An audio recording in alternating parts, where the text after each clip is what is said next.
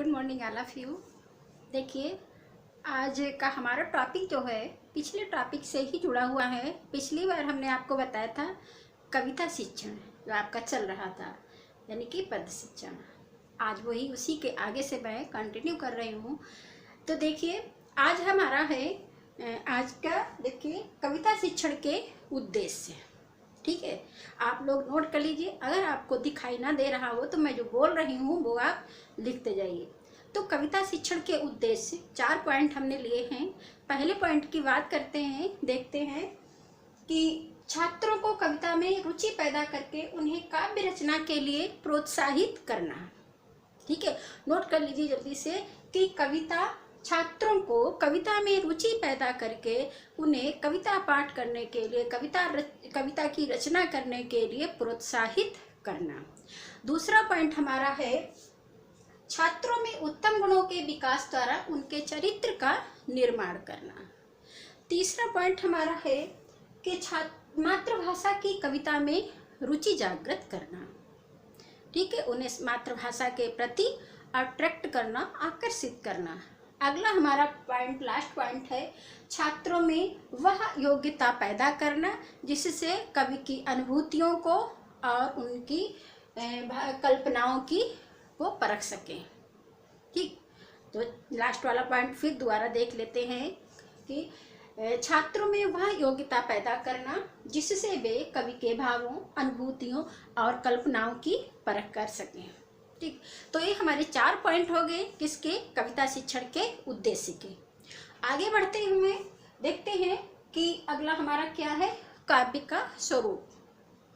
काव्य का स्वरूप क्या होता है कि काव्य किन किन चीज़ों से मिलकर काव्य बनता है, क्या क्या चीज़ें काव्य में होती हैं। ठीक, तो देखते हैं हम।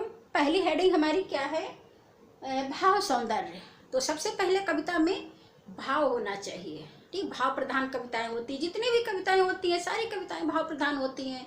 तो सबसे पहला हमारा जो है वो है भाव प्रधान। ठीक, भाव सौंदर्य। ठीक, तो देखते हैं भाव सौंदर्य में क्या होता है कि कविता मानवीय भावों का सहज व्यक्तीकरण करना।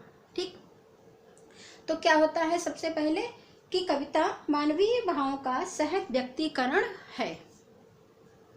दूसरा हम आगे देखते हैं कि हमने पहले आपको बताया था कि कविता क्या है उसमें, या कविता का अर्थ क्या है। तो उसमें हमने बताया था कि कवि की अंदर पीड़ाएं, उसकी मनोदशाएं, भावनाएं इतनी तीव्र हो जाती हैं उसके हृदय में कि वो बाहर निकलने के लिए छटपटाती रहती हैं।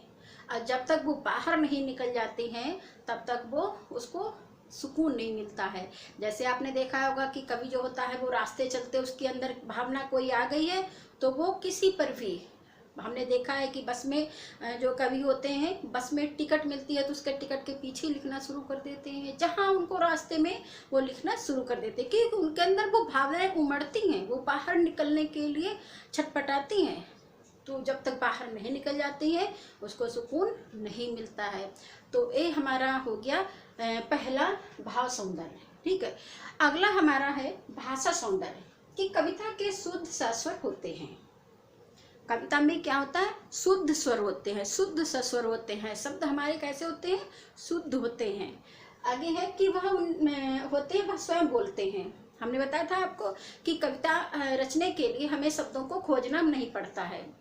कविता के लिए शब्द अपने आप अंदर से निकलते जाते हैं, भाव के अनुसार और भाषा के अनुसार अपने आप से शब्दों का चयन होता जाता है और बाहर निकलते जाते हैं। तो इसी प्रकार से कि हमारा भाषा सौंदर्य में दूसरा जो पॉइंट है उस पर कि कविता शुद्ध सस्वर होती है। वह स्वयं, उसके जो शब्द होते हैं वह स्वयं बोलते हैं या स्वयं वो शब्द बाहर निकलते हैं भाषा में माधुर्य लाने के लिए। ठीक है, लाने के लिए एक निश्चित गति का अनुसरण करना होता है।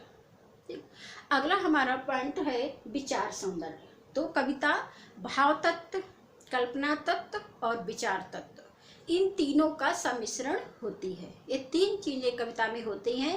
पहला भाव तत्व होता है, दूसरा कल्पना तत्व होता है और तीसरा विचार तत्व होता है। इन तीनों के सम्मिश्रण से कविता का निर्माण होता है। अगला हमारा पॉइंट है कल्पना सौंदर्य। तो कल्पना सौंदर्य में क्या होता है कि कविता में कल्पना तत्व इतना अधिक होता है कि जहाँ एक उक्ति है, कहा गया है कि जहाँ न पहुँचे रवि वहाँ पहुँचे कवि। तो इतना कल्पना तत्व इतना ज़्यादा होता है उसके अंदर कि सोच ही नहीं सकते हैं कि कवि कहाँ तक सोच लेता है। इतना कविता कल्पना तत्व जो है वो इतना अधिक होता है कवि के अंदर। ठीक, ये उक्त चरितार्थ होती है कि जहाँ न पहुँचे रवि वहाँ पहुँचे कवि। एक चीज़ और होती है हमारे कल्पना सौंदर्य में कि स्व और पर की भावना नहीं होती है, स्व और पर से परे हो जाती है हमारी कविता। ठीक है, तो आगे है कि ये हमारे पॉइंट हो गए किसके अंतर्गत, काव्य के स्वरूप के अंतर्गत। कितने पॉइंट हो गए, 4 पॉइंट। सबसे पहला पॉइंट है भाव सौंदर्य, दूसरा भाषा सौंदर्य, तीसरा विचार सौंदर्य और चौथा कल्पना सौंदर्य। आगे हम बात करते हैं अगले पॉइंट, अगले हेडिंग की तरफ बढ़ते हैं, कविता शिक्षण की विधियां। नोट कर लेंगे आप लोग, कविता शिक्षण की विधियां कौन कौन सी होती हैं। पहली विधि होती है बाल गीत विधि के द्वारा हम कविता शिक्षण करते हैं। सबसे पहले बच्चे को छोटी छोटी कविताएं सुनाई जाती हैं, तो उसके द्वारा बच्चों को सीखने के लिए मिलता है। सबसे पहले शुरुआत होती है बच्चे की बाल गीत विधि से। दूसरा आपका है अभिनय विधि, फिर बच्चा अभिनय करके सीखने लगता है।